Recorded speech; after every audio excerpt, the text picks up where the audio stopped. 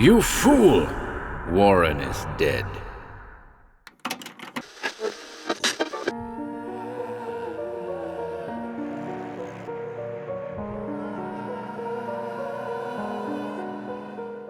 Welcome to HorrorBabble.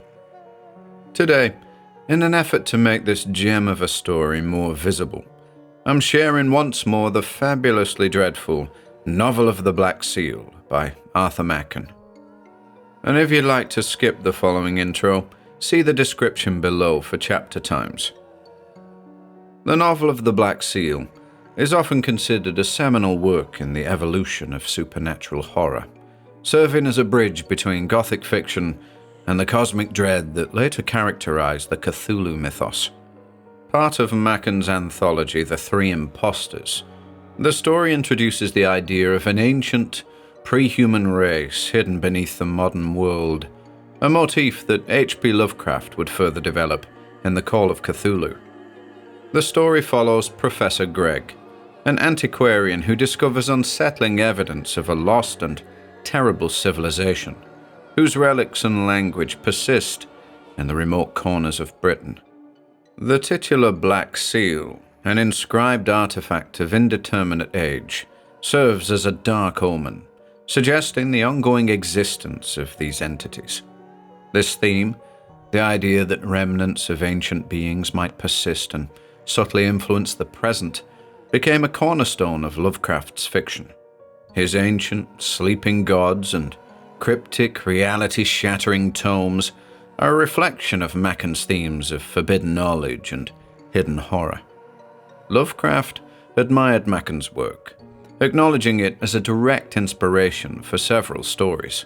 The shadowy race depicted in the Novel of the Black Seal can be seen as a precursor to the deep ones of The Shadow over Innsmouth, or the Mi-Go, as first referenced in The Whisper in Darkness. Regarding the latter, Robert M. Price suggests that the story is essentially a rewrite of the Novel of the Black Seal. Well, I'll let you be the judge of that. If you haven't read or heard this one before, then you're in for a treat. And without further ado,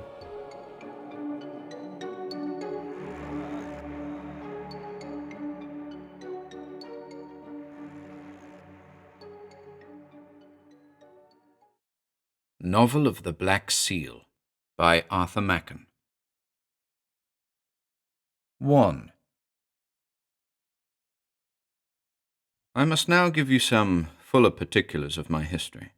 I am the daughter of a civil engineer, Stephen Lally by name, who was so unfortunate as to die suddenly at the outset of his career, and before he had accumulated sufficient means to support his wife and her 2 children.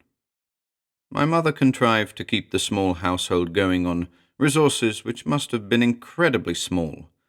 We lived in a remote country village, because most of the necessaries of life were cheaper than in a town, but even so we were brought up with the severest economy.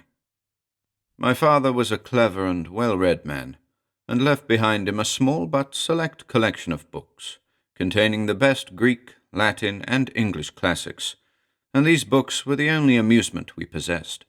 My brother, I remember, learned Latin out of Descartes' Meditations, and I, in place of the little tales which children are usually told to read, had nothing more charming than a translation of the Gesta Romanorum. We grew up thus, quiet and studious children, and in course of time my brother provided for himself in the manner I have mentioned. I continued to live at home. My poor mother had become an invalid and demanded my continual care, and about 2 years ago she died after many months of painful illness. My situation was a terrible one. The shabby furniture barely sufficed to pay the debts I had been forced to contract, and the books I dispatched to my brother, knowing how he would value them. I was absolutely alone. I was aware how poorly my brother was paid, and though I came up to London in the hope of finding employment, with the understanding that he would defray my expenses, I swore it should only be for a month, and that if I could not in that time find some work, I would starve rather than deprive him of the few miserable pounds he had laid by for his day of trouble. I took a little room in a distant suburb, the cheapest that I could find, I lived on bread and tea, and I spent my time in vain answering of advertisements, and vainer walks to addresses I had noted. Day followed on day, and week on week, and still I was unsuccessful, till at last the term I had appointed drew to a close, and I saw before me the grim prospect of slowly dying of starvation. My landlady was good-natured in her way. She knew the slenderness of my means, and I am sure that she would not have turned me out of doors. It remained for me then to go away, and to try and die in some quiet place. It was winter then, and a thick white fog gathered in the early part of the afternoon, becoming more dense as the day wore on. It was a Sunday, I remember, and the people of the house were at chapel. At about 3 o'clock I crept out and walked away as quickly as I could, for I was weak from abstinence.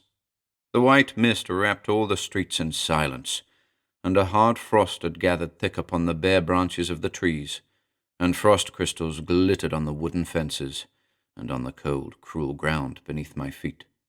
I walked on, turning to right and left in utter haphazard, without caring to look up at the names of the streets, and all that I remember of my walk on that Sunday afternoon seems but the broken fragments of an evil dream.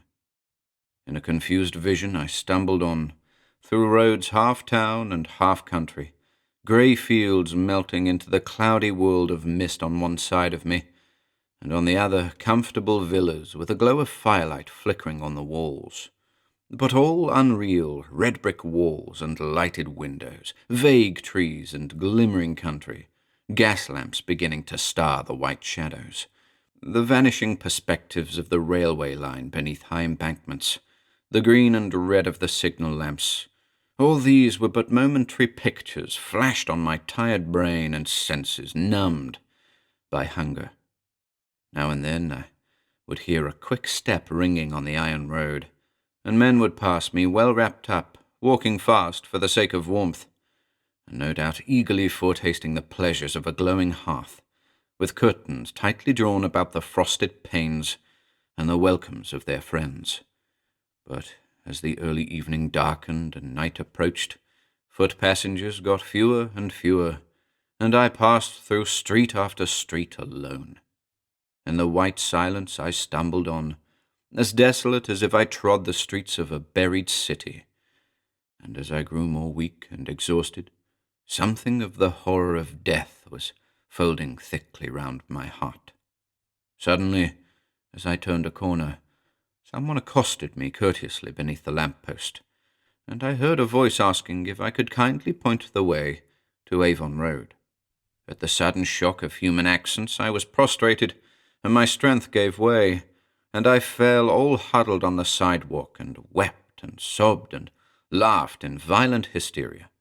I had gone out prepared to die, and as I stepped across the threshold that had sheltered me, I consciously bade adieu to all hopes and all remembrances.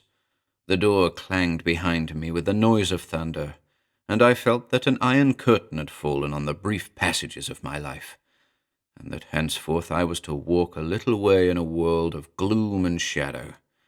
I entered on the stage of the first act of death. Then came my wandering in the mist, the whiteness wrapping all things, the void streets, and muffled silence, till when that voice spoke to me, it was as if I had died and life returned to me. In a few minutes I was able to compose my feelings, and as I rose I saw that I was confronted by a middle-aged gentleman of specious appearance, neatly and correctly dressed. He looked at me with an expression of great pity, but before I could stammer out my ignorance of the neighborhood, for indeed I had not the slightest notion of where I had wandered, he spoke. "My dear madam," he said, "you seem in some terrible distress. You cannot think how you alarmed me. But may I inquire the nature of your trouble? I assure you that you can safely confide in me." "You are very kind," I replied, "but I fear there is nothing to be done. My condition seems a hopeless one." "Oh, nonsense, nonsense. You're too young to talk like that. Come, let us walk down here, and you must tell me your difficulty. Perhaps I may be able to help you." There was something very soothing and persuasive in his manner, and as we walked together, I gave him an outline of my story, and told of the despair that had oppressed me almost to death. "You were wrong to give in so completely," he said, when I was silent. "A month is too short a time in which to feel one's way in London. London, let me tell you, Miss Lally, does not lie open and undefended. It is a fortified place, forced and double-moated with curious intricacies. As must always happen in large towns, the conditions of life have become hugely artificial. No mere simple palisade is run up to oppose the man or woman who would take the place by storm, but serried lines of subtle contrivances, mines, and pitfalls which it needs a strange skill to overcome. You, in your simplicity, fancied you had only to shout for these walls to sink into nothingness, but the time is gone for such startling victories as these. Take courage. You will learn the secret of success before very long." "Alas, sir," I replied, "I have no doubt your conclusions are correct, but at the present moment I seem to be in a fair way to die of starvation. You spoke of a secret. For heaven's sake, tell it me, if you have any pity for my distress." He laughed genially. "There lies the strangeness of it all. Those who know the secret cannot tell it if they would. It is positively as ineffable as the central doctrine of Freemasonry. But I may say this, that you yourself have penetrated at least the outer husk of the mystery." And he laughed again. "Pray do not jest with me," I said. "What have I done? Que sais-je? I am so far ignorant that I have not the slightest idea of how my next meal is to be provided." "Excuse me. You ask what you have done? You have met me. Come, we will fence no longer. I see you have self-education, the only education which is not infinitely pernicious, and I am in want of a governess for my 2 children. I have been a widower for some years. My name is Gregg. I offer you the post I have named, and shall we say a salary of 100 a year?" I could only stutter out my thanks, and slipping a card with his address and a banknote by way of earnest into my hand, Mr. Gregg bade me good-bye, asking me to call in a day or 2. Such was my introduction to Professor Gregg, and can you wonder that the remembrance of despair and the cold blast that had blown from the gates of death upon me made me regard him as a second father? Before the close of the week, I was installed in my new duties. The professor had leased an old brick manor house in a western suburb of London, and here, surrounded by pleasant lawns and orchards, and soothed with the murmur of the ancient elms that rocked their boughs above the roof, the new chapter of my life began. Knowing as you do the nature of the professor's occupations, you will not be surprised to hear that the house teemed with books, and cabinets full of strange and even hideous objects filled every available nook in the vast low rooms. Gregg was a man whose one thought was for knowledge, and I too before long caught something of his enthusiasm, and strove to enter into his passion for research. In a few months I was perhaps more his secretary than the governess of the 2 children, and many a night I have sat at the desk in the glow of the shaded lamp, while he, pacing up and down in the rich gloom of the firelight, dictated to me the substance of his textbook of ethnology. But amidst these more sober and accurate studies I always detected a something hidden, a longing and desire for some object to which he did not allude, and now and then he would break short in what he was saying and lapse into reverie, entranced, as it seemed to me, by some distant prospect of adventurous discovery. The textbook was at last finished, and we began to receive proofs from the printers, which were entrusted to me for a first reading, and then underwent the final revision of the professor. All the while his weariness of the actual business he was engaged on increased, and it was with the joyous laugh of a schoolboy when term is over that he one day handed me a copy of the book. "There," he said, "I have kept my word. I promised to write it, and it is done with. Now I shall be free to live for stranger things. I confess it, Miss Lally, I covet the renown of Columbus. You will, I hope, see me play the part of an explorer." "Surely," I said, there is little left to explore. You have been born a few hundred years too late for that." "I think you're wrong," he replied. "There are still, depend upon it, quaint, undiscovered countries and continents of strange extent. Ah, Miss Lally, believe me, we stand amidst sacraments and mysteries full of awe, and it doth not yet appear what we shall be. Life, believe me, is no simple thing, no mass of grey matter and congeries of veins and muscles to be laid naked by the surgeon's knife. Man is the secret which I am about to explore, and before I can discover him, I must cross over weltering seas indeed, and oceans, and the mists of many thousand years. You know the myth of the lost Atlantis. What if it be true, and I am destined to be called the discoverer of that wonderful land?" I could see excitement boiling beneath his words, and in his face was the heat of the hunter. Before me stood a man who believed himself summoned to tourney with the unknown. A pang of joy possessed me when I reflected that I was to be in a way associated with him in the adventure, and I too burned with the lust of the chase, not pausing to consider that I knew not what we were to unshadow. The next morning, Professor Gregg took me into his inner study, where ranged against the wall stood a nest of pigeonholes, every drawer neatly labelled, and the results of years of toil classified in a few feet of space. "Here," he said, "is my life. Here are all the facts which I have gathered together with so much pains, and yet it is all nothing. No, nothing to what I am about to attempt. Look at this." And he took me to an old bureau, a piece fantastic and faded, which stood in a corner of the room. He unlocked the front and opened one of the drawers. "A few scraps of paper," he went on, pointing to the drawer, "and a lump of black stone, rudely annotated with queer marks and scratches. That is all that drawer holds. Here you see is an old envelope with the dark red stamp of 20 years ago, but I have penciled a few lines at the back. Here is a sheet of manuscript, and here some cuttings from obscure local journals. And if you ask me the subject matter of the collection, it will not seem extraordinary. A servant girl at a farmhouse who disappeared from her place and has never been heard of. A child supposed to have slipped down some old working on the mountains, some queer scribbling on a limestone rock. A man murdered with a blow from a strange weapon. Such is the scent I have to go upon. Yes, as you say, there is a ready explanation for all this. The girl may have run away to London, or Liverpool, or New York. The child may be at the bottom of the disused shaft, and the letters on the rock may be the idle whims of some vagrant. Yes, I admit all that. But I know I hold the true key. Look!" And he held me out a slip of yellow paper. "Characters found inscribed on a limestone rock on the grey hills," I read, and then there was a word erased, presumably the name of a county, and a date some 15 years back.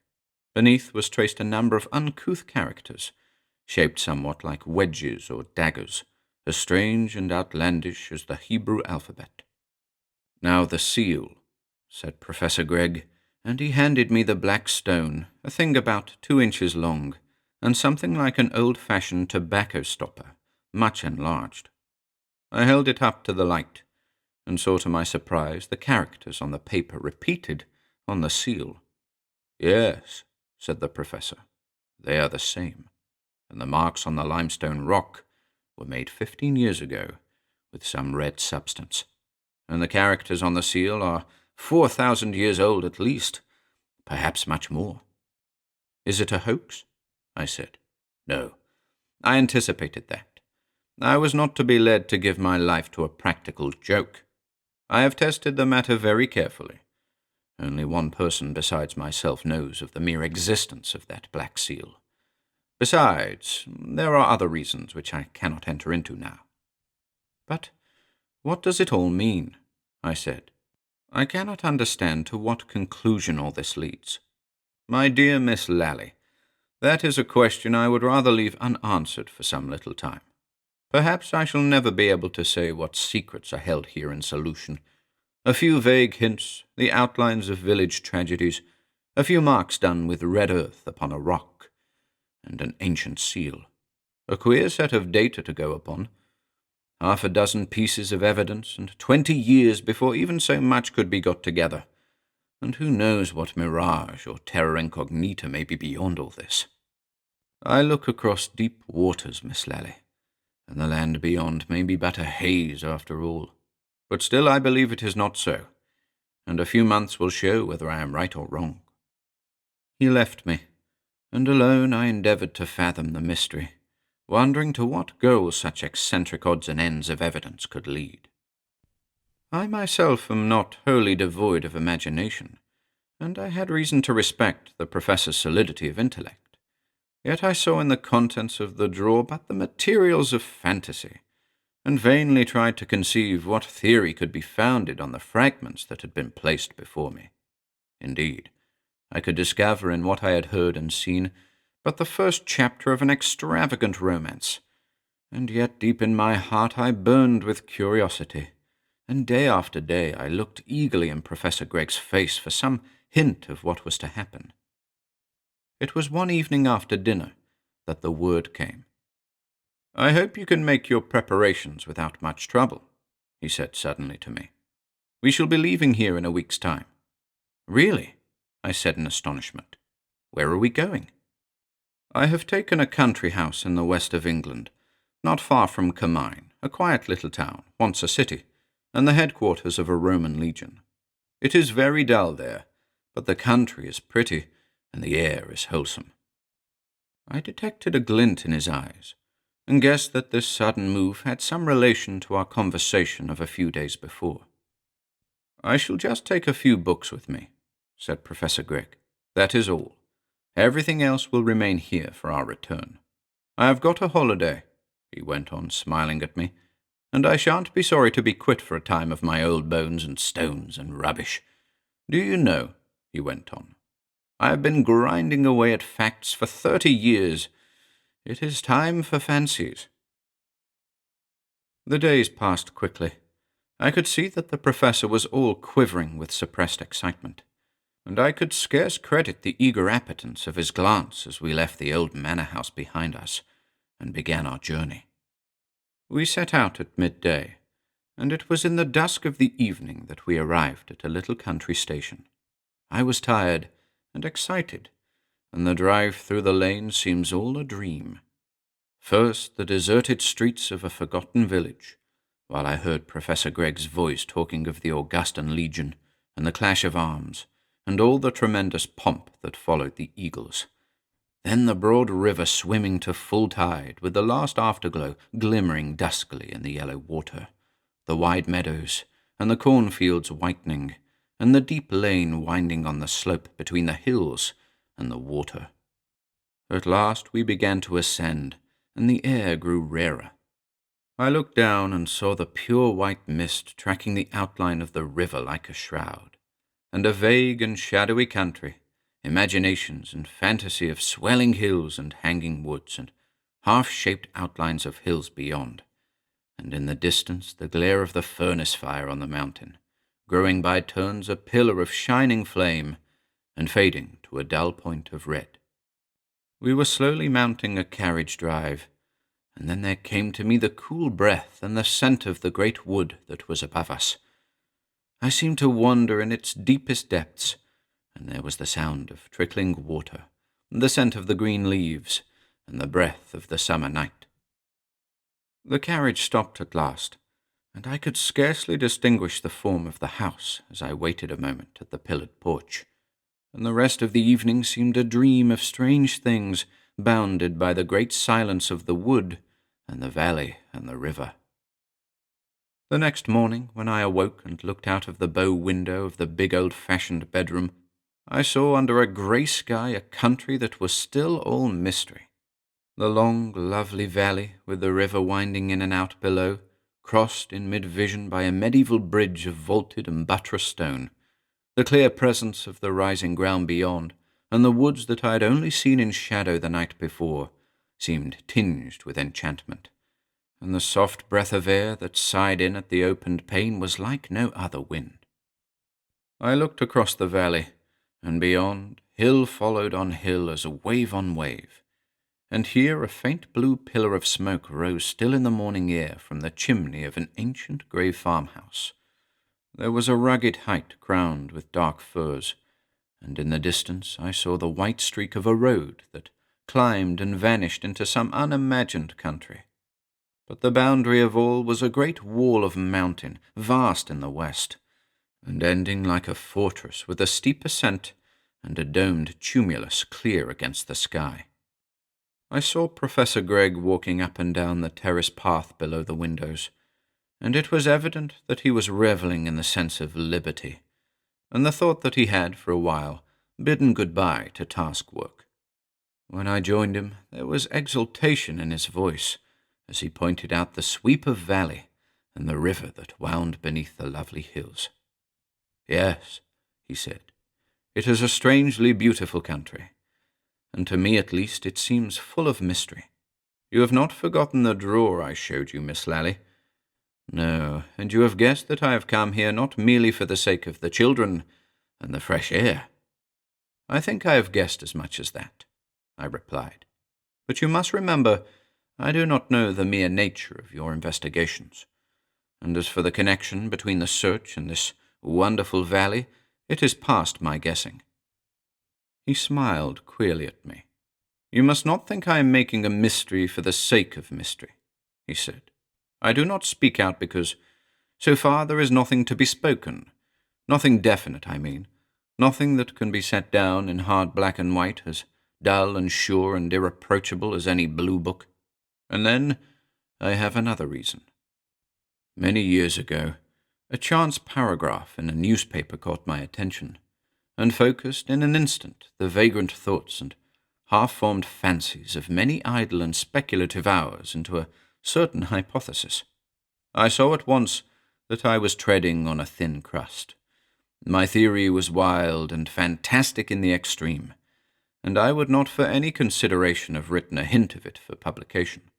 But I thought that in the company of scientific men like myself, men who knew the course of discovery, and were aware that the gas that blazes and flares in the gin palace was once a wild hypothesis, I thought that with such men as these I might hazard my dream, let us say Atlantis, or the Philosopher's Stone, or what you like, without danger of ridicule.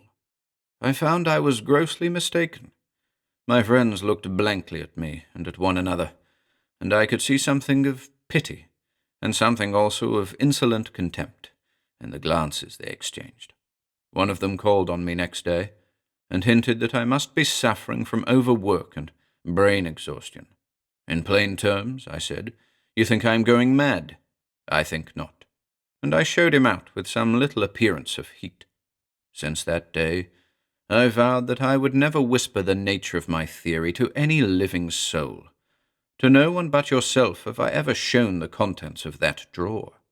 After all, I may be following a rainbow. I may have been misled by the play of coincidence, but as I stand here in this mystic hush and silence, amidst the woods and wild hills, I am more than ever sure that I am hot on the scent. Come, it is time we went in." To me in all this there was something both of wonder and excitement. I knew how in his ordinary work Professor Gregg moved step by step, testing every inch of the way, and never venturing on assertion without proof that was impregnable. Yet I divined more from his glance and the vehemence of his tone than from the spoken word that he had in his every thought the vision of the almost incredible continually with him. And I, who was with some share of imagination no little of a skeptic, offended at a hint of the marvellous, could not help asking myself whether he was cherishing a monomania, and barring out from this one subject all the scientific method of his other life. Yet, with this image of mystery haunting my thoughts, I surrendered wholly to the charm of the country.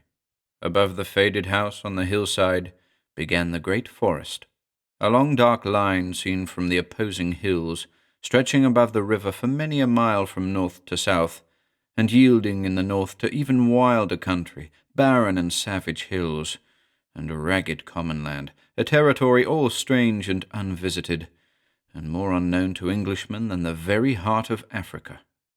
The space of a couple of steep fields alone separated the house from the wood, and the children were delighted to follow me up the long alleys of undergrowth, between smooth, pleached walls of shining beech, to the highest point in the wood, whence one looked on one side across the river and the rise and fall of the country to the great western mountain wall, and on the other, over the surge and dip of the myriad trees of the forest, over level meadows and the shining yellow sea, to the faint coast beyond. I used to sit at this point on the warm sunlit turf which marked the track of the Roman road, while the two children raced about, hunting for the wind breeze that grew here and there on the banks. Here, beneath the deep blue sky and the great clouds rolling, like olden galleons with sails full-bellied, from the sea to the hills, as I listened to the whispered charm of the great and ancient wood, I lived solely for delight, and only remembered strange things when we would return to the house and find Professor Gregg either shut up in the little room he had made his study, or else pacing the terrace with the look, patient and enthusiastic, of the determined seeker.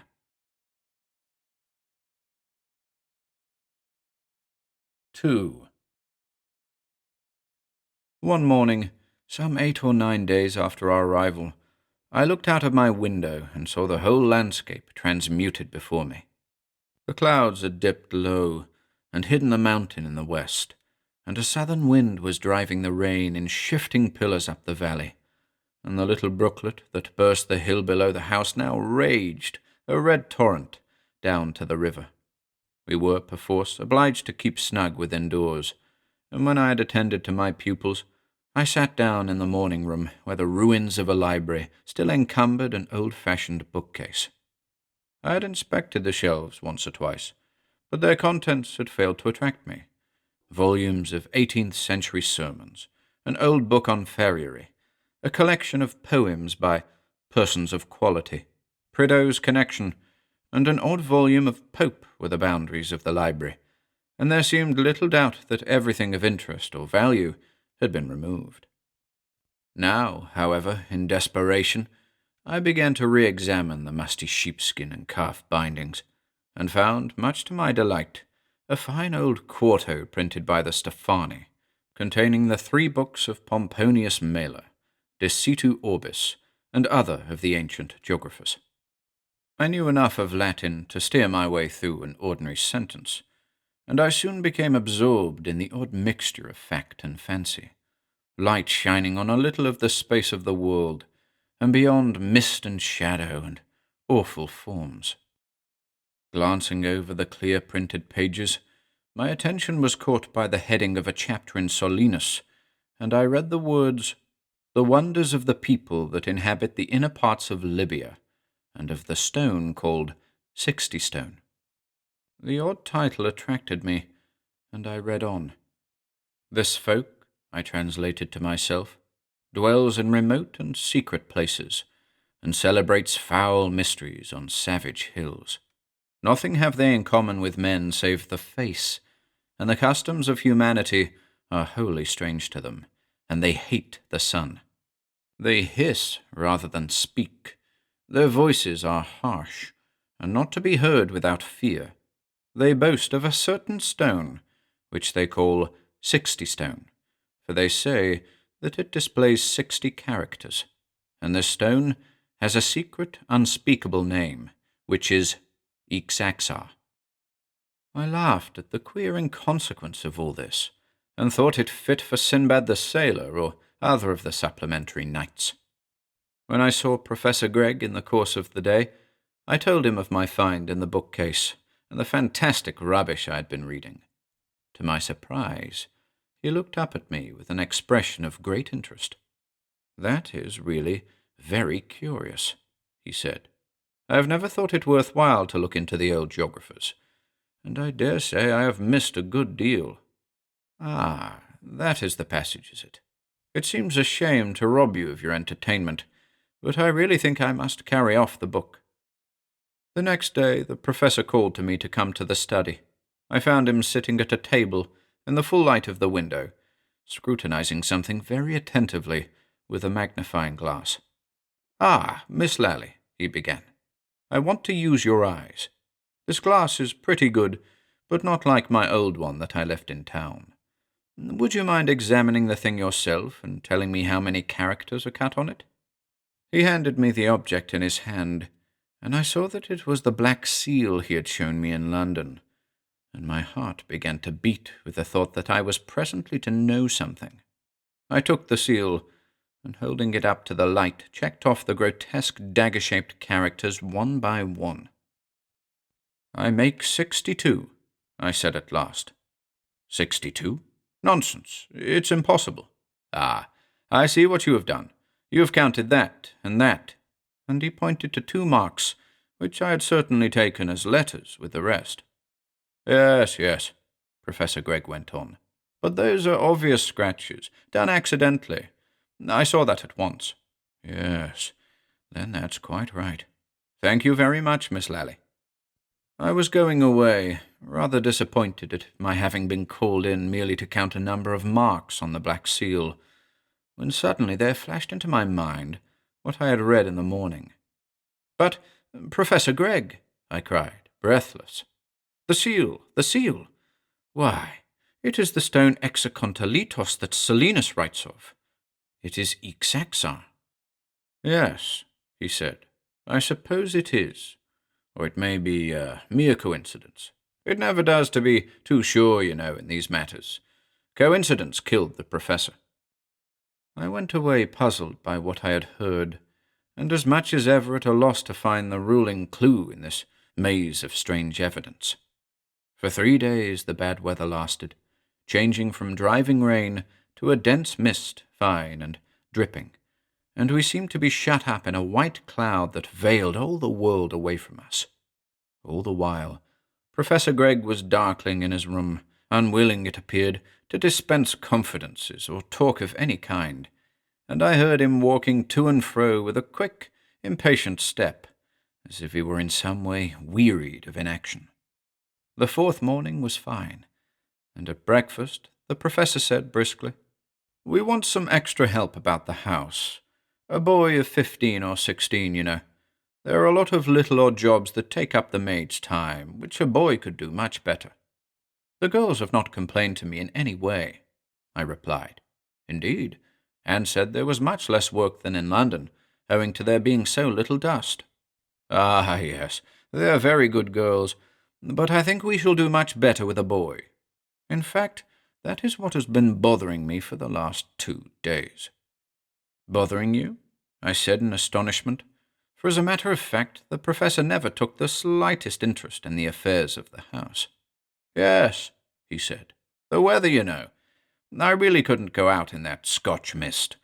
I don't know the country very well, and I should have lost my way. But I am going to get the boy this morning." "But how do you know there is such a boy as you want anywhere about?" "Oh, I have no doubt as to that. I may have to walk a mile or 2 at the most, but I am sure to find just the boy I require." I thought the professor was joking, but though his tone was airy enough, there was something grim and set about his features that puzzled me. He got his stick and stood at the door looking meditatively before him, and as I passed through the hall he called to me. "By the way, Miss Lally, there was one thing I wanted to say to you. I dare say you may have heard that some of these country lads are not over bright. Idiotic would be a harsh word to use, and they are usually called naturals or something of the kind. I hope you won't mind if the boy I'm after should turn out not too keen-witted. He will be perfectly harmless, of course, and blacking boots doesn't need much mental effort." With that he was gone, striding up the road that led to the wood, and I remained stupefied. And then for the first time my astonishment was mingled with a sudden note of terror, arising I knew not whence, and all unexplained even to myself. And yet I felt about my heart for an instant something of the chill of death, and that shapeless, formless dread of the unknown that is worse than death itself. I tried to find courage in the sweet air that blew up from the sea, and in the sunlight after rain, but the mystic woods seemed to darken around me, and the vision of the river coiling between the reeds, and the silver grey of the ancient bridge, fashioned in my mind symbols of vague dread, as the mind of a child fashions terror from things harmless and familiar. 2 hours later, Professor Gregg returned. I met him as he came down the road, and asked quietly if he had been able to find a boy. "Oh, yes," he answered. "I found one easily enough.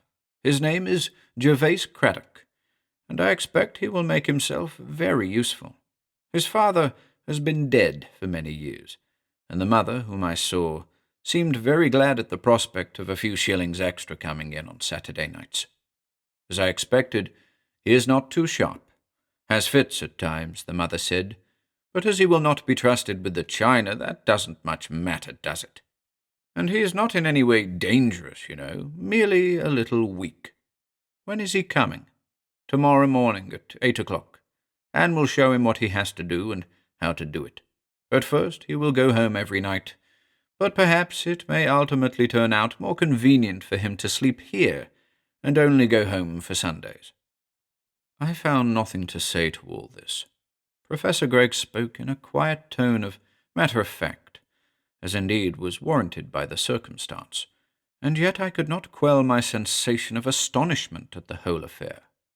I knew that in reality no assistance was wanted in the housework, and the professor's prediction that the boy he was to engage might prove a little simple, followed by so exact a fulfillment, struck me as bizarre in the extreme. The next morning I heard from the housemaid that the boy Craddock had come at 8, and that she had been trying to make him useful. "He doesn't seem quite all there, I don't think, miss," was her comment, and later in the day I saw him helping the old man who worked in the garden. He was a youth of about 14, with black hair and black eyes, and an olive skin, and I saw at once from the curious vacancy of his expression that he was mentally weak. He touched his forehead awkwardly as I went by, and I heard him answering the gardener in a queer, harsh voice that caught my attention. It gave me the impression of someone speaking deep below under the earth, and there was a strange sibilance, like the hissing of the phonograph, as the pointer travels over the cylinder. I heard that he seemed anxious to do what he could, and was quite docile and obedient, and Morgan, the gardener who knew his mother, assured me he was perfectly harmless. "He's always been a bit queer," he said, "and no wonder, after what his mother went through before he was born. I did know his father, Thomas Craddock, well, and a very fine workman he was too, indeed. He got something wrong with his lungs owing to working in the wet woods, and never got over it, and went off quite sudden-like. And they do say as how Mrs. Craddock was quite off her head.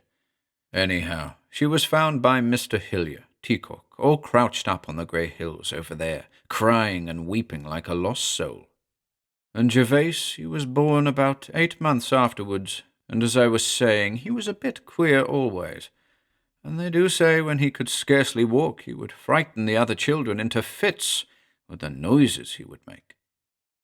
A word in the story had stirred up some remembrance within me, and, vaguely curious, I asked the old man where the grey hills were. "Up there," he said, with the same gesture he had used before. "You go past the Fox and Hounds and through the forest by the old ruins. It's a good 5 mile from here, and a strange sort of a place.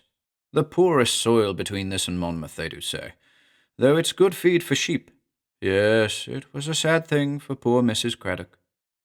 The old man turned to his work, and I strolled on down the path between the espaliers, gnarled and gouty with age, thinking of the story I had heard, and groping for the point in it that had some key to my memory. In an instant it came before me. I had seen the phrase "grey hills" on the slip of yellowed paper that Professor Gregg had taken from the drawer in his cabinet. Again, I was seized with pangs of mingled curiosity and fear. I remembered the strange characters copied from the limestone rock, and then again their identity with the inscription on the age-old seal and the fantastic fables of the Latin geographer. I saw beyond doubt that, unless coincidence had set all the scene and disposed all these bizarre events with curious art, I was to be a spectator of things far removed from the usual and customary traffic and jostle of life. Professor Gregg, I noted day by day. He was hot on his trail, growing lean with eagerness, and in the evenings, when the sun was swimming on the verge of the mountain, he would pace the terrace to and fro with his eyes on the ground, while the mist grew white in the valley, and the stillness of the evening brought far voices near, and the blue smoke rose a straight column from the diamond-shaped chimney of the grey farmhouse, just as I had seen it on the first morning. I have told you I was of sceptical habit, but though I understood little or nothing, I began to dread, vainly proposing to myself the iterated dogmas of science that all life is material, and that in the system of things there is no undiscovered land, even beyond the remotest stars, where the supernatural can find a footing. Yet there struck in on this the thought that matter is as really awful and unknown as spirit, that science itself but dallies on the threshold, scarcely gaining more than a glimpse of the wonders of the inner place. There is one day that stands up from amidst the others as a grim red beacon, betokening evil to come.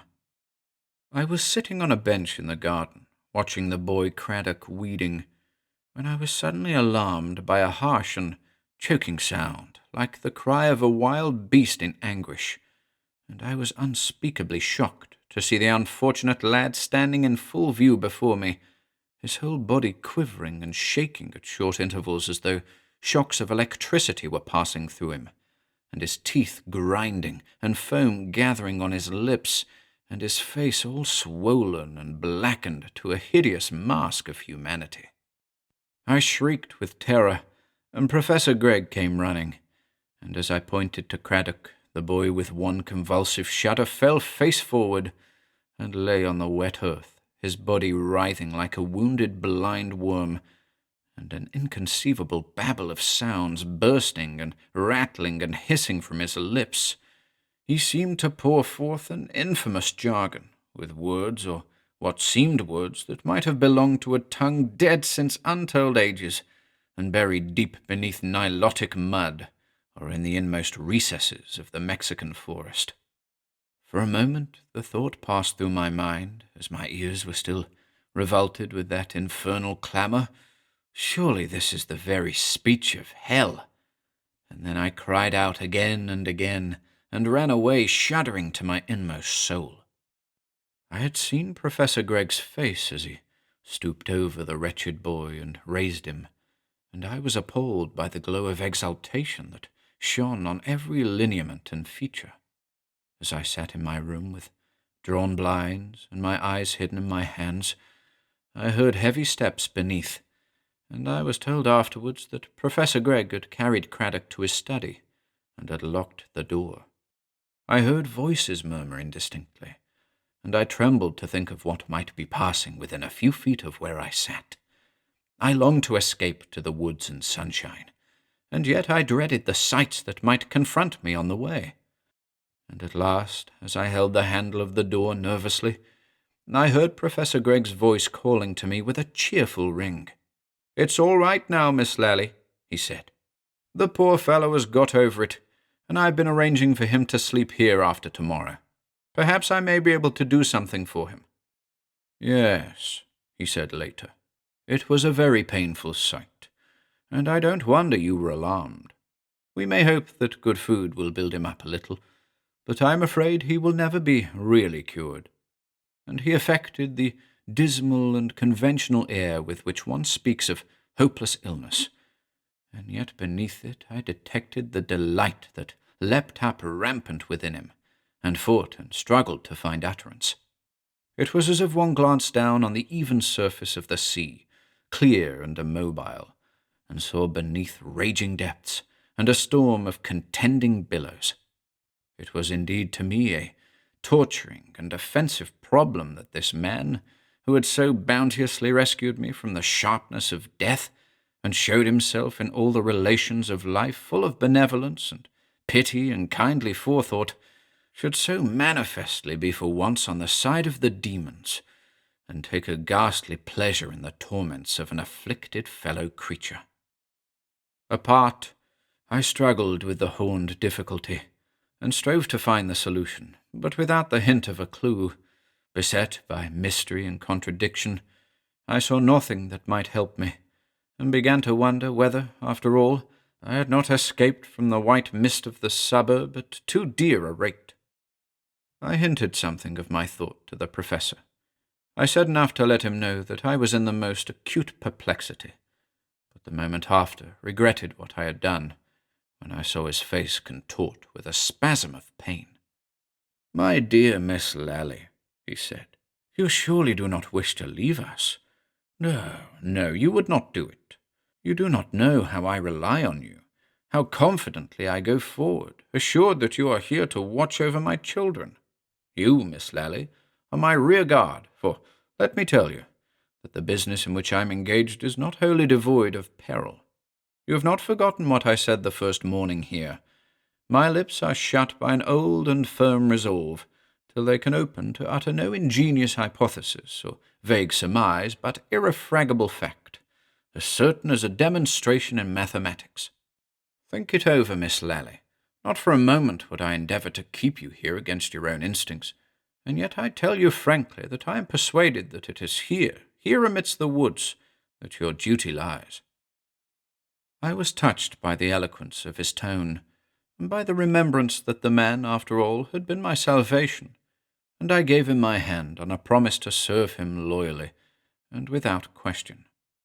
A few days later the rector of our church, a little church, grey and severe and quaint, that hovered on the very banks of the river and watched the tide swim and return, came to see us, and Professor Gregg easily persuaded him to stay and share our dinner. Mr. Merrick was a member of an antique family of squires, whose old manor house stood amongst the hills some 7 miles away, and thus rooted in the soil, the rector was a living store of all the old fading customs and lore of the country. His manner, genial with a deal of retired oddity, won on Professor Gregg, and towards the cheese, when a curious burgundy had begun its incantations, the two men glowed like the wine, and talked of philology with the enthusiasm of a burgess over the peerage. The parson was expounding the pronunciation of the Welsh th, and producing sounds like the gurgle of his native brooks, when Professor Gregg struck in. "By the way," he said, "that was a very odd word I met with the other day. You know my boy, poor Gervase Craddock? Well, he's got the bad habit of talking to himself, and the day before yesterday I was walking in the garden here and heard him.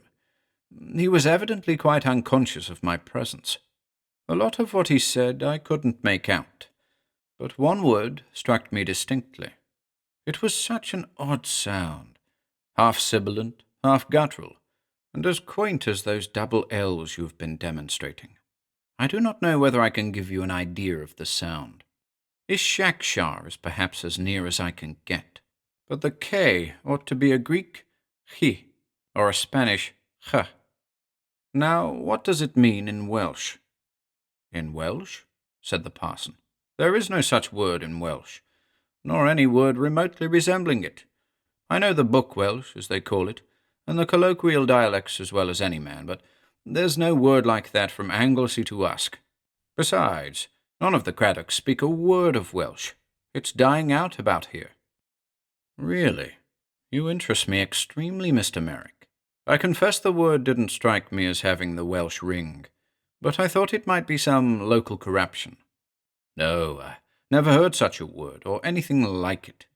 Indeed," he added, smiling whimsically, "if it belongs to any language, I should say it must be that of the fairies, the Tylwyth Teg, as we call them."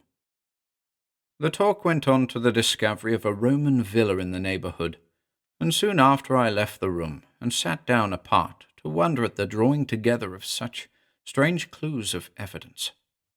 As the Professor had spoken of the curious word, I had caught the glint of his eye upon me, and though the pronunciation he gave was grotesque in the extreme, I recognized the name of the stone of 60 characters mentioned by Solinus, the black seal shut up in some secret drawer of the study, stamped forever by a vanished race with signs that no man could read, signs that might, for all I knew, be the veils of awful things done long ago, and forgotten before the hills were moulded into form.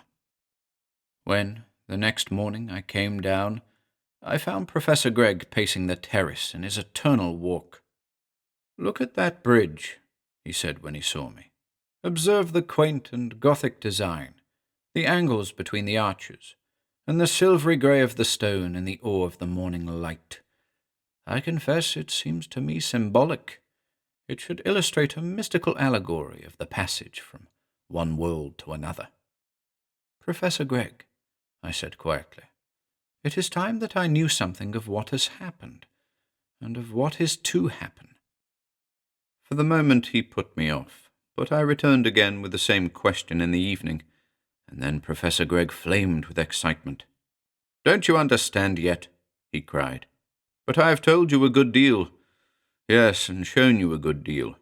You have heard pretty nearly all that I have heard, and seen what I have seen, or at least—" and his voice chilled as he spoke, "enough to make a good deal clear as noonday. The servants told you, I have no doubt, that the wretched boy Craddock had another seizure the night before last. He awoke me with cries in that voice you heard in the garden, and I went to him, and God forbid you should see what I saw that night. But all this is useless. My time here is drawing to a close. I must be back in town in 3 weeks, as I have a course of lectures to prepare, and need all my books about me. In a very few days it will all be over, and I shall no longer hint, and no longer be liable to ridicule as a madman and a quack.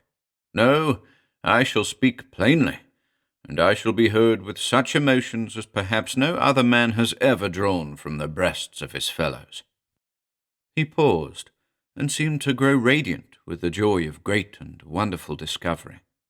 "But all that is for the future. The near future, certainly, but still the future," he went on at length. "There is something to be done yet. You will remember my telling you that my researches were not altogether devoid of peril. Yes, there is a certain amount of danger to be faced.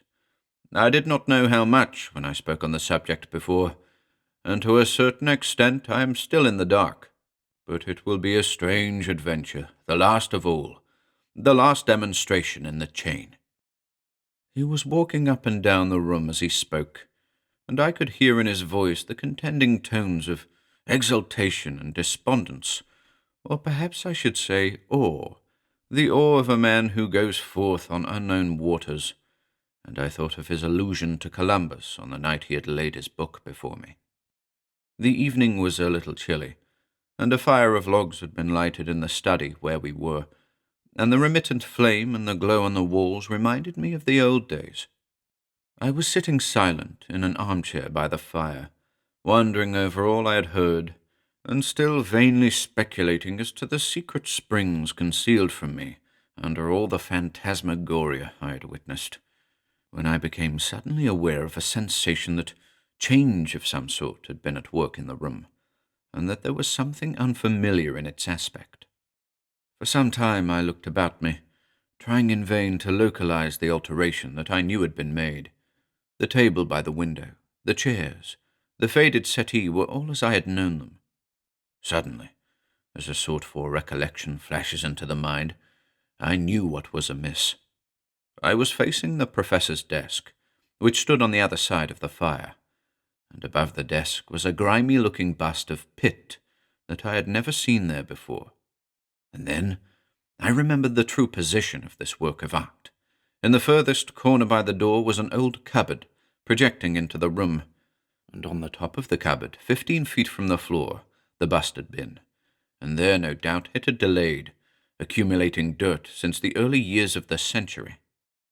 I was utterly amazed, and sat silent still, in a confusion of thought. There was, so far as I knew, no such thing as a step-ladder in the house, for I had asked for one to make some alterations in the curtains of my room, and a tall man standing on a chair would have found it impossible to take down the bust. It had been placed not on the edge of the cupboard, but far back against the wall, and Professor Gregg was, if anything, under the average height. "How on earth did you manage to get down Pitt?" I said at last. The professor looked curiously at me, and seemed to hesitate a little. They must have found you a step-ladder, or perhaps the gardener brought in a short ladder from outside. No, I have had no ladder of any kind. Now, Miss Laddie," he went on with an awkward simulation of jest, "there is a little puzzle for you. A problem in the manner of the inimitable Holmes. There are the facts, plain and patent. Summon your acuteness to the solution of the puzzle. For heaven's sake," he cried, with a breaking voice, "say no more about it. I tell you I never touched the thing." And he went out of the room with horror manifest on his face, and his hand shook and jarred the door behind him. I looked round the room in vague surprise, not at all realizing what had happened, making vain and idle surmises by way of explanation, and wondering at the stirring of black waters by an idle word, and the trivial change of an ornament. This is some petty business, some whim on which I have jarred, I reflected. The professor is perhaps scrupulous and superstitious over trifles, and my question may have outraged unacknowledged fears, as though one killed a spider or spilled the salt before the very eyes of a practical Scotchwoman. I was immersed in these fond suspicions, and began to plume myself a little on my immunity from such empty fears, when the truth fell heavily as lead upon my heart, and I recognized with cold terror that some awful influence had been at work. The bust was simply inaccessible. Without a ladder, no one could have touched it. I went out to the kitchen, and spoke as quietly as I could to the housemaid. "Who moved that bust from the top of the cupboard, Anne?" I said to her. "Professor Gregg says he has not touched it. Did you find an old step-ladder in one of the outhouses?" The girl looked at me blankly. "I never touched it," she said. "I found it where it is now the other morning when I dusted the room. I remember now it was Wednesday morning, because it was the morning after Craddock was taken bad in the night. My room is next to his, you know, miss," the girl went on piteously.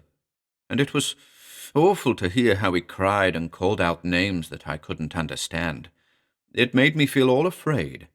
And then Master came, and I heard him speak, and he took down Craddock to the study and gave him something." "And you found that bust moved the next morning?" "Yes, miss. There was a queer sort of a smell in the study when I came down and opened the windows. A bad smell it was, and I wondered what it could be.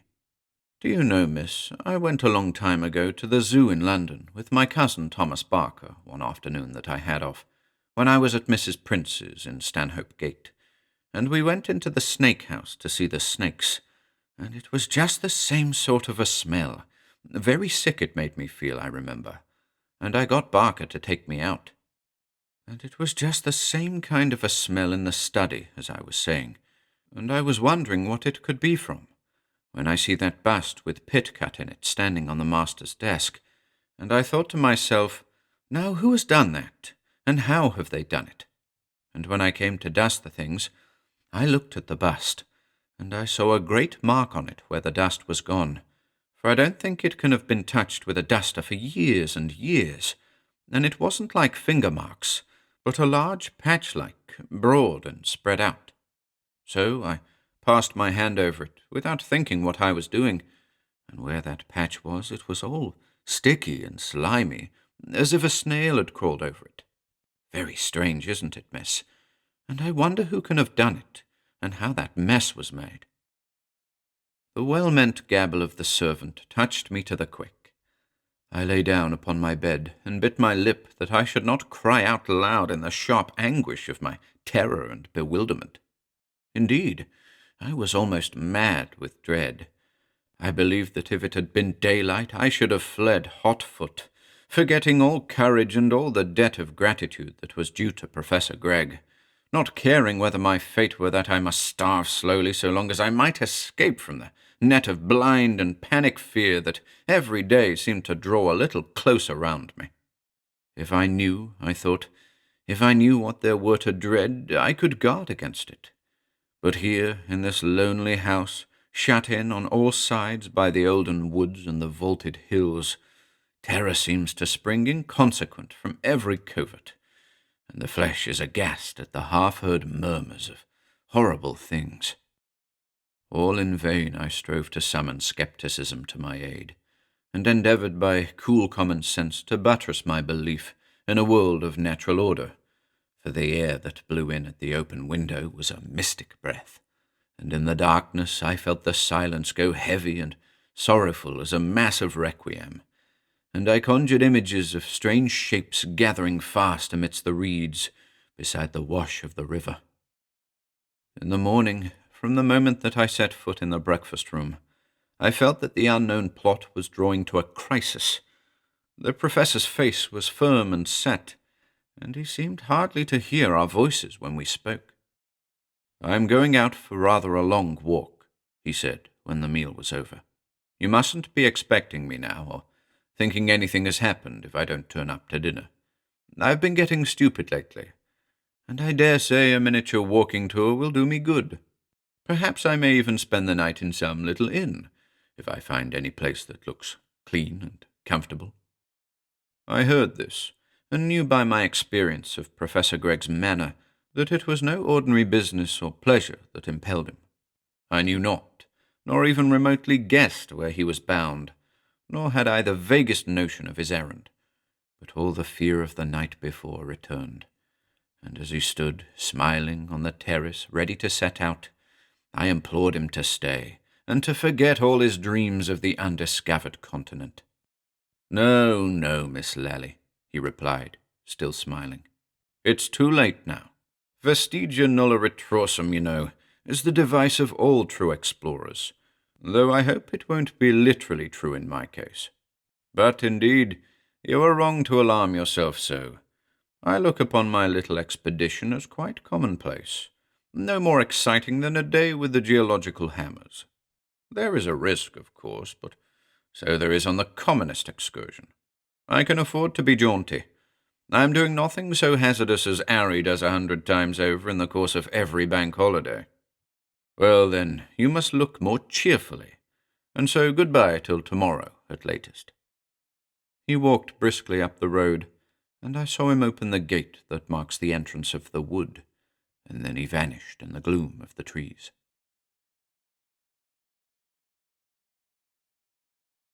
3. All the day passed heavily with a strange darkness in the air, and again I felt as if imprisoned amidst the ancient woods, shut in an olden land of mystery and dread, and as if all was long ago and forgotten by the living outside. I hoped and dreaded, and when the dinner hour came, I waited, expecting to hear the professor's step in the hall, and his voice exulting at I knew not what triumph. I composed my face to welcome him gladly, but the night descended dark, and he did not come. In the morning, when the maid knocked at my door, I called out to her and asked if her master had returned, and when she replied that his bedroom stood open and empty, I felt the cold clasp of despair. Still, I fancied he might have discovered genial company, and would return for luncheon, or perhaps in the afternoon, and I took the children for a walk in the forest, and tried my best to play and laugh with them, and to shut out the thoughts of mystery and veiled terror. Hour after hour I waited, and my thoughts grew darker. Again the night came and found me watching, and at last, as I was making much ado to finish my dinner, I heard steps outside, and the sound of a man's voice. The maid came in, and looked oddly at me. "Please, miss," she began, "Mr. Morgan, the gardener, wants to speak to you for a minute, if you didn't mind." "Show him in, please," I answered, and I set my lips tight. The old man came slowly into the room, and the servant shut the door behind him. "Sit down, Mr. Morgan," I said. "What is it that you want to say to me?" "Well, miss, Mr. Gregg, he gave me something for you yesterday morning, just before he went off, and he told me particular not to hand it up before 8 o'clock this evening exactly, if so be as he wasn't back again home before, and if he should come home before, I was just to return it to him in his own hands. So you see, as Mr. Gregg isn't here yet, I suppose I'd better give you the parcel directly." He pulled out something from his pocket and gave it to me, half rising. I took it silently, and seeing that Morgan seemed doubtful as to what he was to do next, I thanked him and bade him good night, and he went out. I was left alone in the room with a parcel in my hand, a paper parcel neatly sealed and directed to me, with the instructions Morgan had quoted all written in the Professor's large, loose hand. I broke the seals with a choking at my heart, and found an envelope inside, addressed also, but open, and I took the letter out. My dear Miss Lally, it began. To quote the old logic manual, the case of your reading this note is a case of my having made a blunder of some sort, and, I am afraid, a blunder that turns these lines into a farewell. It is practically certain that neither you nor anyone else will ever see me again. I have made my will with provision for this eventuality, and I hope you will consent to accept the small remembrance addressed to you, and my sincere thanks for the way in which you joined your fortunes to mine. The fate which has come upon me is desperate and terrible beyond the remotest dreams of man. But this fate you have a right to know, if you please. If you look in the left-hand drawer of my dressing-table, you will find the key of the escritoire, properly labelled. In the well of the escritoire is a large envelope, sealed and addressed to your name. I advise you to throw it forthwith into the fire. You will sleep better of nights if you do so. But if you must know the history of what has happened, it is all written down for you to read. The signature was firmly written below, and again I turned the page and read out the words one by one, aghast and white to the lips, my hands cold as ice, and sickness choking me. The dead silence of the room, and the thought of the dark woods and hills closing me in on every side, oppressed me, helpless and without capacity, and not knowing where to turn for counsel. At last, I resolved that though knowledge should haunt my whole life and all the days to come, I must know the meaning of the strange terrors that had so long tormented me, rising grey, dim, and awful like the shadows in the wood at dusk. I carefully carried out Professor Gregg's directions, and not without reluctance broke the seal of the envelope, and spread out his manuscript before me. That manuscript I always carry with me, and I see that I cannot deny your unspoken request to read it. This, then, was what I read that night, sitting at the desk, with the shaded lamp beside me. The young lady who called herself Miss Lally then proceeded to recite the statement of William Gregg, F.R.S., etc. It is many years since the first glimmer of the theory, which is now almost, if not quite, reduced to fact, dawned first on my mind. A somewhat extensive course of miscellaneous and obsolete reading had done a good deal to prepare the way, and later, when I became somewhat of a specialist and immersed myself in the studies known as ethnological, I was now and then startled by facts that would not square with orthodox scientific opinion, and by discoveries that seemed to hint at something still hidden for all our research. More particularly, I became convinced that much of the folklore of the world is but an exaggerated account of events that really happened, and I was especially drawn to consider the stories of the fairies, the good folk of the Celtic races.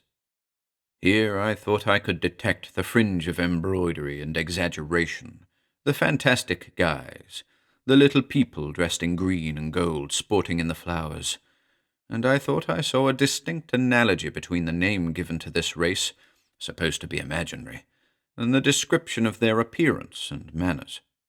Just as our remote ancestors called the dreaded beings fair and good, precisely because they dreaded them, so they had dressed them up in charming forms, knowing the truth to be the very reverse. Literature, too, had gone early to work, and had lent a powerful hand in the transformation, so that the playful elves of Shakespeare are already far removed from the true original, and the real horror is disguised in a form of prankish mischief. But in the older tales, the stories that used to make men cross themselves as they sat round the burning logs, we tread a different stage. I saw a widely opposed spirit in certain histories of children and of men and women who vanished strangely from the earth. They would be seen by a peasant in the fields, walking towards some green and rounded hillock, and seen no more on earth. And there are stories of mothers who have left a child quietly sleeping with the cottage door rudely barred with a piece of wood, and have returned, not to find the plump and rosy little Saxon, but a thin and wizened creature, with sallow skin and black piercing eyes, the child of another race. Then again, there were myths darker still, the dread of witch and wizard, the lurid evil of the Sabbath, and the hint of demons who mingled with the daughters of men. And just as we have turned the terrible fair folk into a company of benignant if freakish elves, so we have hidden from us the black foulness of the witch and her companions under a popular diablerie of old women and broomsticks and a comic cat with tail on end. So the Greeks called the hideous furies benevolent ladies, and thus the northern nations have followed their example. I pursued my investigations, stealing odd hours from other and more imperative labours, and I asked myself the question, supposing these traditions to be true, who were the demons who are reported to have attended the Sabbaths? I need not say that I laid aside what I may call the supernatural hypothesis of the Middle Ages, and came to the conclusion that fairies and devils were of one and the same race and origin. Invention, no doubt, and the Gothic fancy of old days had done much in the way of exaggeration and distortion. Yet I firmly believed that beneath all this imagery there was a black background of truth. As for some of the alleged wonders, I hesitated. While I should be very loath to receive any one specific instance of modern spiritualism as containing even a grain of the genuine, yet I was not wholly prepared to deny that human flesh may now and then, once perhaps in 10 million cases, be the veil of powers which seem magical to us, powers which, so far from proceeding from the heights and leading men thither, are in reality survivals from the depths of being. The amoeba and the snail have powers which we do not possess, and I thought it possible that the theory of reversion might explain many things which seem wholly inexplicable. Thus stood my position. I saw good reason to believe that much of the tradition, a vast deal of the earliest and uncorrupted tradition of the so-called fairies, represented solid fact, and I thought that the purely supernatural element in these traditions was to be accounted for on the hypothesis that a race which had fallen out of the grand march of evolution might have retained as a survival certain powers which would be to us wholly miraculous.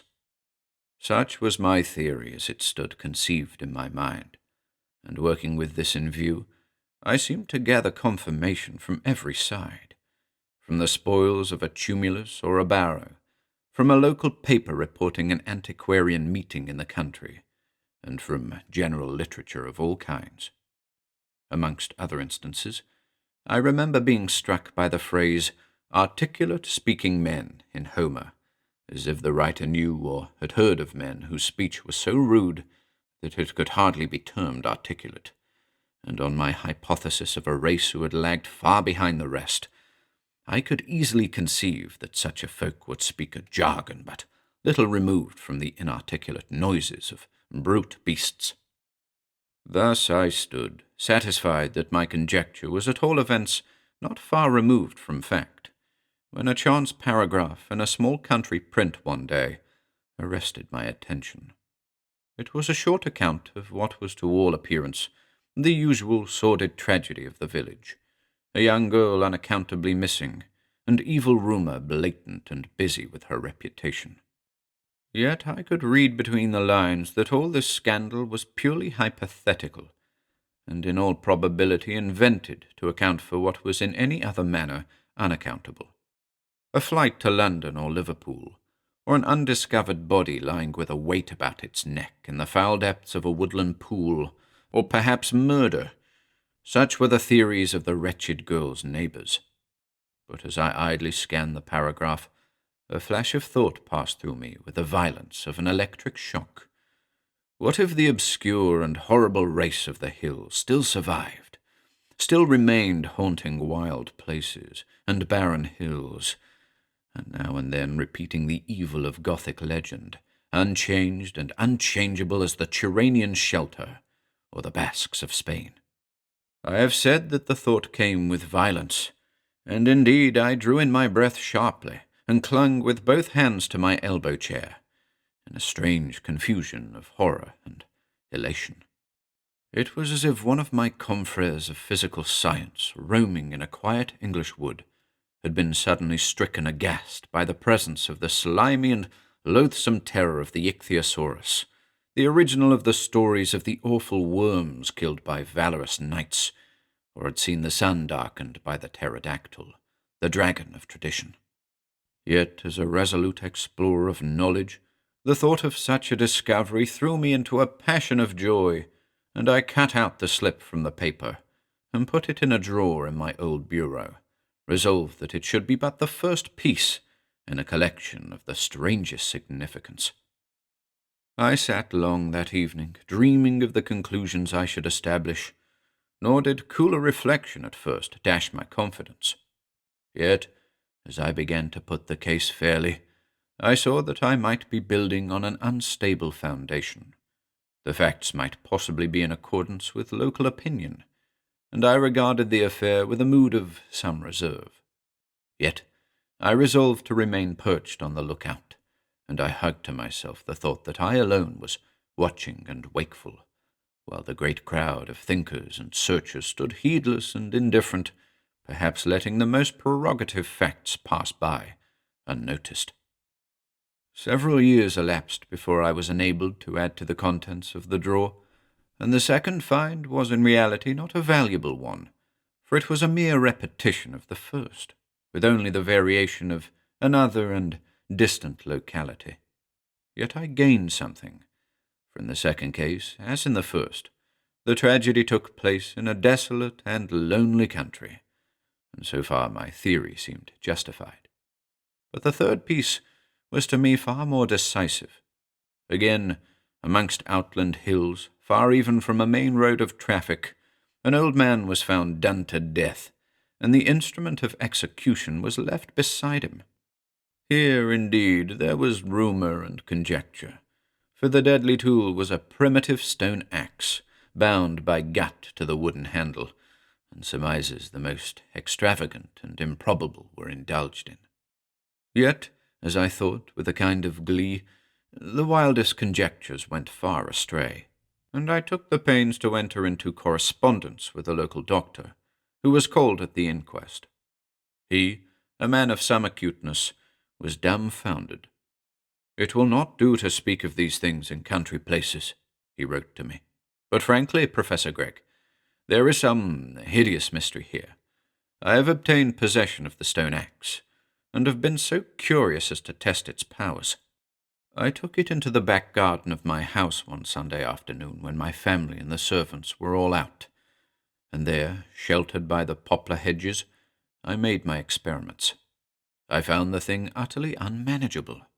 Whether there is some peculiar balance, some nice adjustment of weights which require incessant practice, or whether an effectual blow can be struck only by a certain trick of the muscles, I do not know.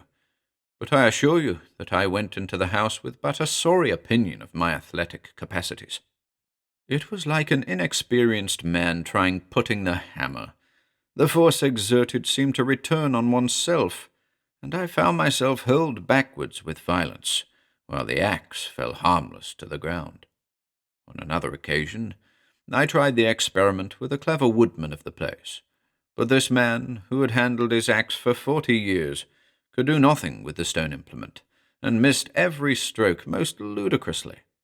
In short, if it were not so supremely absurd, I should say that for 4,000 years no one on earth could have struck an effective blow with the tool that undoubtedly was used to murder the old man. This, as may be imagined, was to me rare news, and afterwards, when I heard the whole story, and learned that the unfortunate old man had babbled tales of what might be seen at night on a certain wild hillside, hinting at unheard-of wonders, and that he had been found cold one morning on the very hill in question, my exultation was extreme, for I felt I was leaving conjecture far behind me. But the next step was of still greater importance.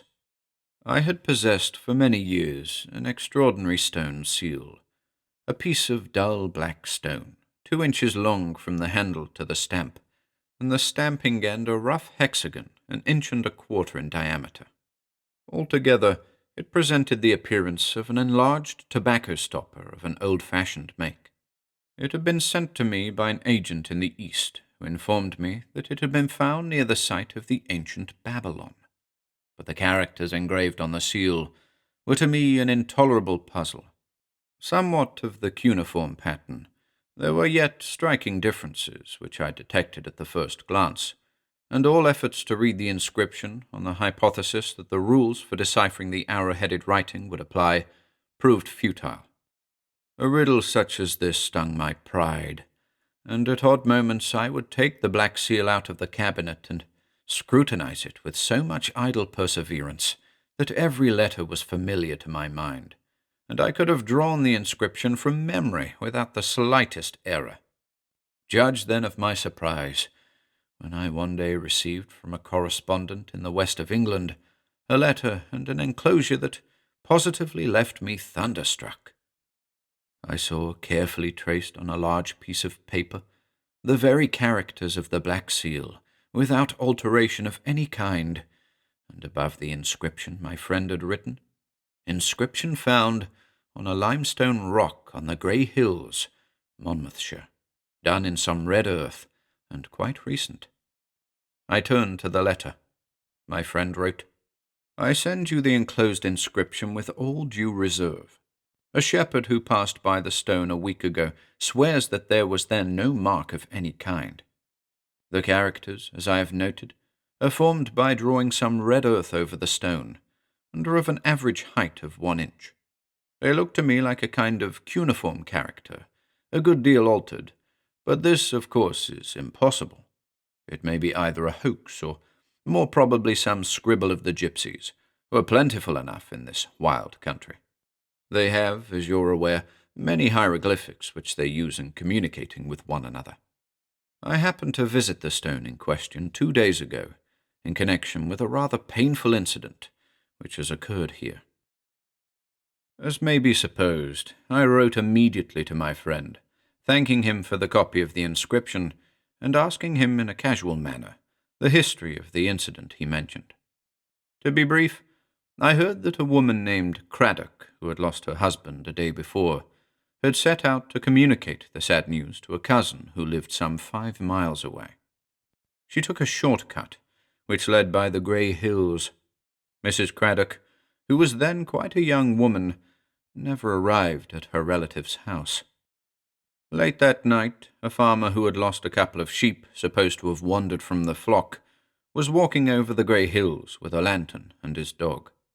His attention was attracted by a noise, which he described as a kind of wailing, mournful and pitiable to hear, and, guided by the sound, he found the unfortunate Mrs. Craddock crouched on the ground by the limestone rock, swaying her body to and fro, and lamenting and crying in so heart-rending a manner that the farmer was, as he says, at first obliged to stop his ears, or he would have run away.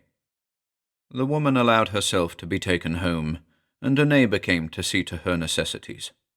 All the night she never ceased her crying, mixing her lament with words of some unintelligible jargon, and when the doctor arrived he pronounced her insane. She lay on her bed for a week, now wailing, as people said, like one lost and damned for eternity, and now sunk in a heavy coma.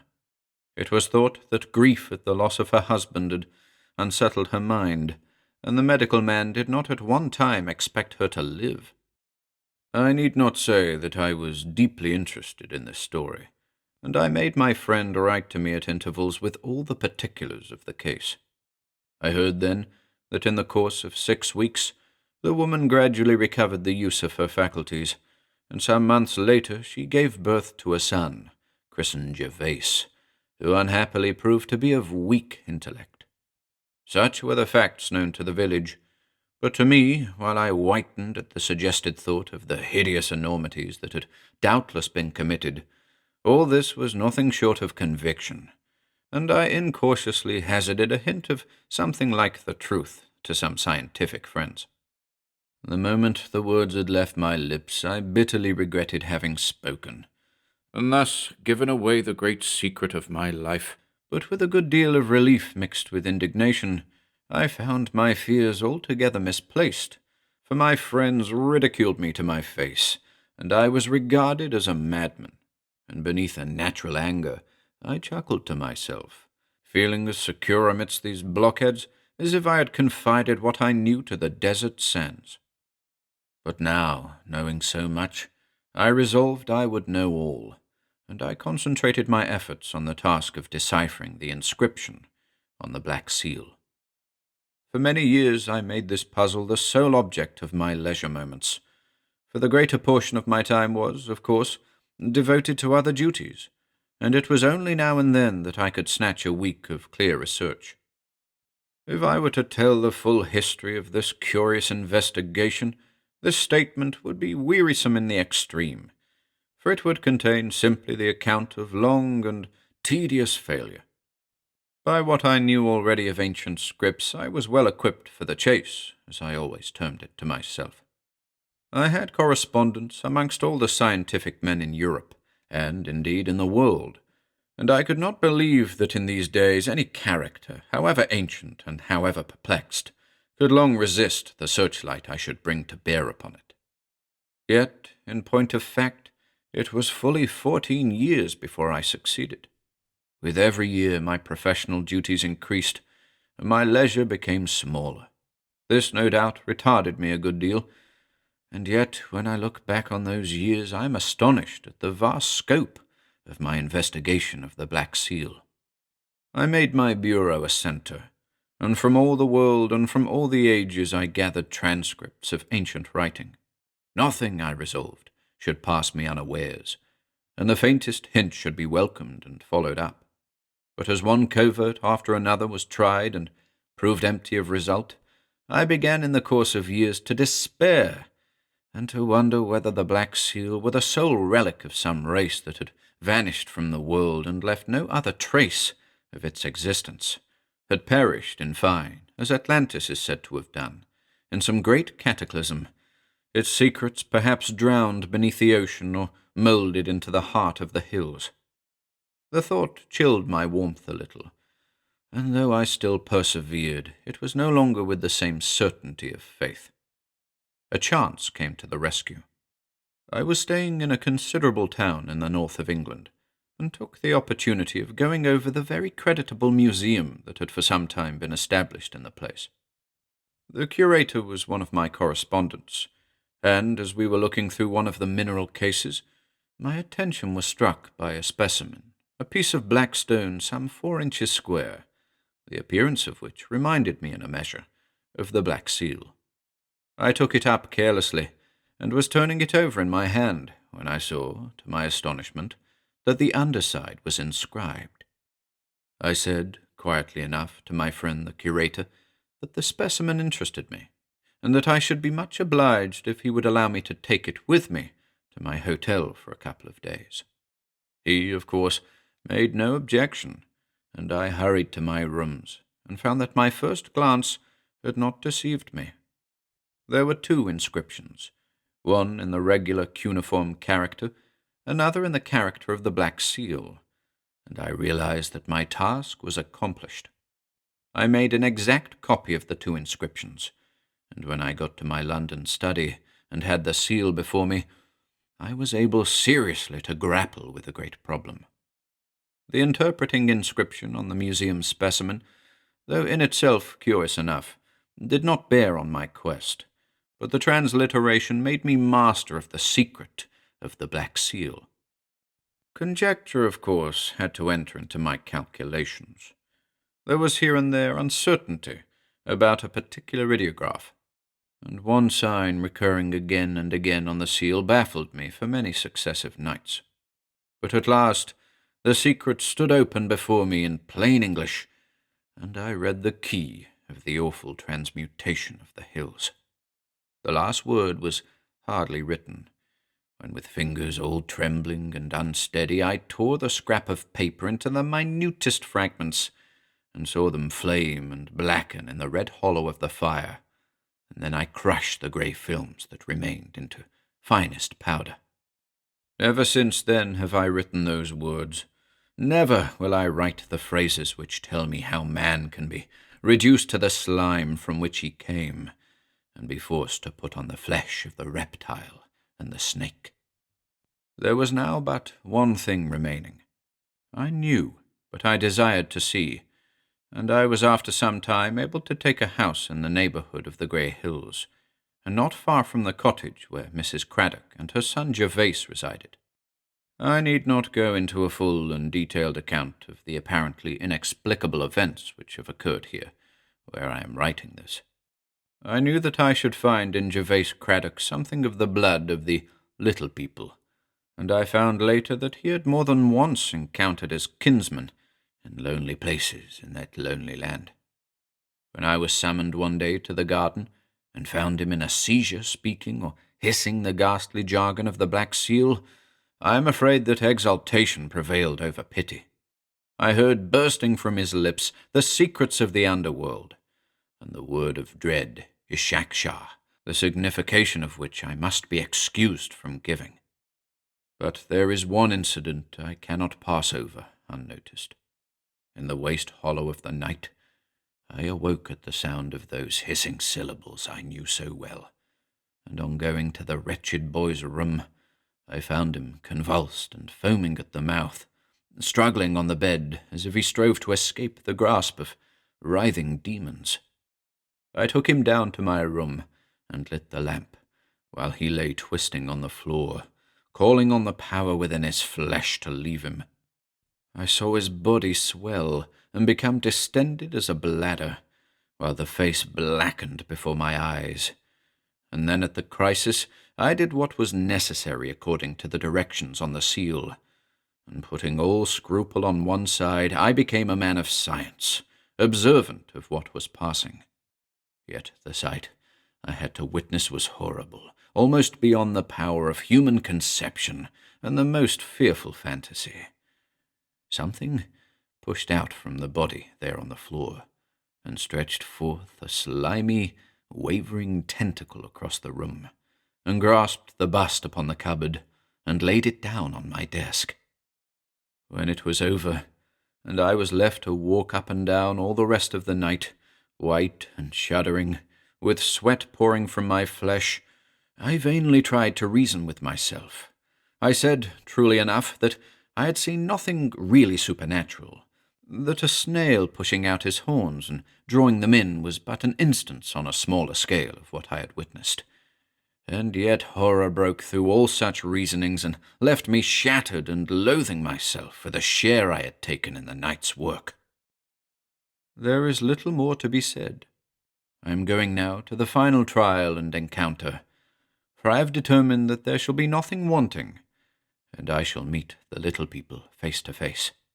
I shall have the Black Seal and the knowledge of its secrets to help me, and if I unhappily do not return from my journey, there is no need to conjure up here a picture of the awfulness of my fate.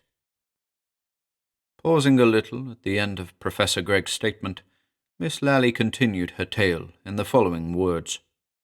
Such was the almost incredible story that the professor had left behind him.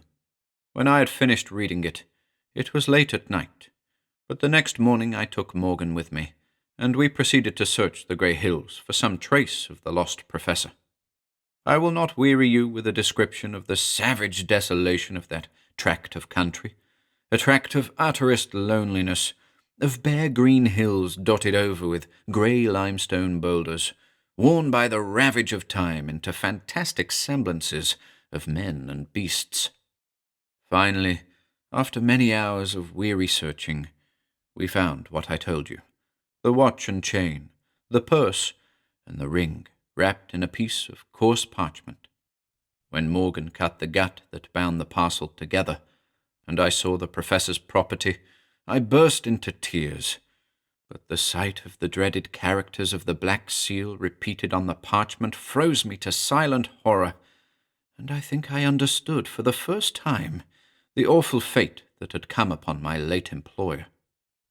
I have only to add that Professor Gregg's lawyer treated my account of what had happened as a fairy tale, and refused even to glance at the documents I laid before him.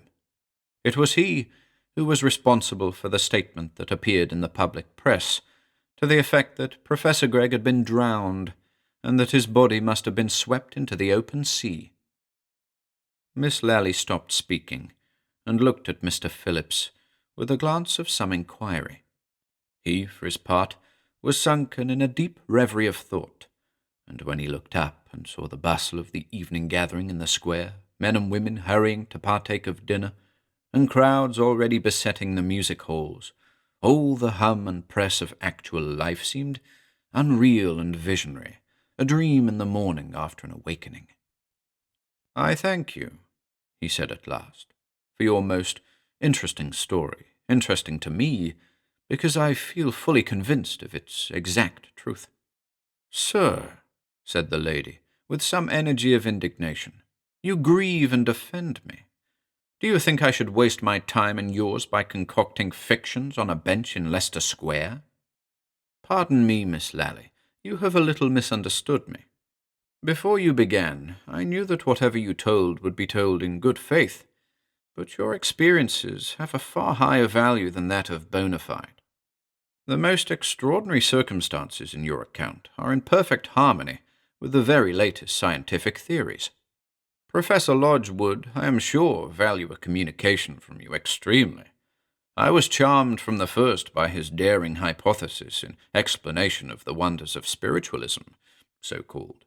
But your narrative puts the whole matter out of the range of mere hypothesis." "Alas, sir, all this will not help me.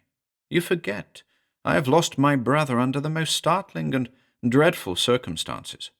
Again I ask you, did you not see him as you came here? His black whiskers, his spectacles, his timid glance to right and left? Think, do not these particulars recall his face to your memory?" "I am sorry to say I have never seen any one of the kind," said Phillips, who had forgotten all about the missing brother. "But let me ask you a few questions. Did you notice whether Professor Gregg—" "Pardon me, sir, I have stayed too long. My employers will be expecting me. I thank you for your sympathy. Goodbye." Before Mr. Phillips had recovered from his amazement at this abrupt departure, Miss Lally had disappeared from his gaze, passing into the crowd that now thronged the approaches to the Empire. He walked home in a pensive frame of mind and drank too much tea. At 10 o'clock he had made his third brew, and had sketched out the outlines of a little work to be called Proto-Plasmic Reversion.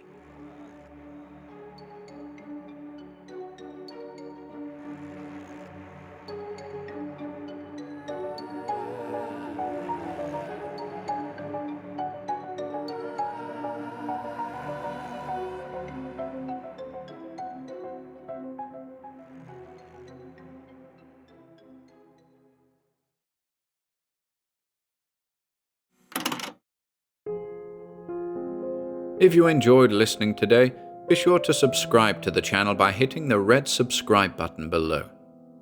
After doing so, click the bell icon next to the subscribe button to receive new content notifications.